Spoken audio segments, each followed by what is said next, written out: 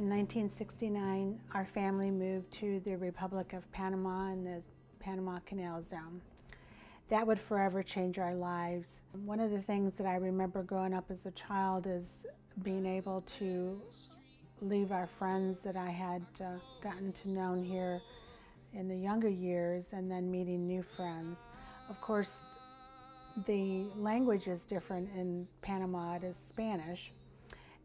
The culture is totally different. They are very superstitious, so there was a lot of new things that my father, as a pastor coming in to a local town, had to get used to. There was a huge disparity of wealth and poverty. On one side of the school where I was at, I was able to look across the fence into a wealthy community of the Panama Canal Zone, and then on the other side was poverty, where children were bathing, washing clothes, and going to the bathroom all in the same water and living in tin houses. Like, one of the words that I kept coming to mind for me when I was overseas was privilege, like American privilege, and just how blessed, fortunate we are in America. You know, it gave me a better appreciation for my government. It gave me a better appreciation for the way our education works. It made me, I think, more patriotic to be overseas. You're like driving and you're seeing like a mosque or like a masjid like every 10 minutes if you're driving like in the mountains or something.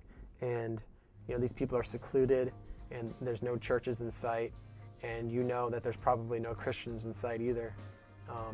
And so you're like, where is the Christian witness going to come from? And it really opened my eyes to how much more work there is to do if this was just one small city in Indonesia that I was seeing.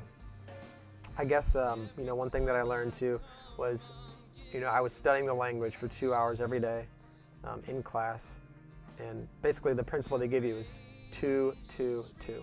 You have to study it for 2 hours in class, study it 2 hours on your own, and just practice for 2 hours every day out on the street, every single day, 2, 2, 2. And so I was putting so much work into it, you know, and I've studied the language before, but I started getting it, you know, and I started getting just kind of like the day-to-day language. But then I would go to have a conversation with somebody about, you know, Jesus Christ and about, you know, what is your religion? And then all of a sudden, I don't have the words. I don't have the vocabulary for that. Bolivia really pushed me towards having a heart for missions, and just for, I think, the people that are forgotten or abandoned, like the orphans I worked with. We stayed in the orphanage and did work projects there, and we also went into the villages, just in the cities, and worked with street kids and just with families around there. It made me realize how much we have here and how kind of spoiled we are, and how we think we need so much more than we actually do. And it made me see that joy, true joy, does not come from things. The boys that I worked with, just knowing a lot of their stories and the pain that they've been through, and seeing the joy that they have despite that, it was really humbling.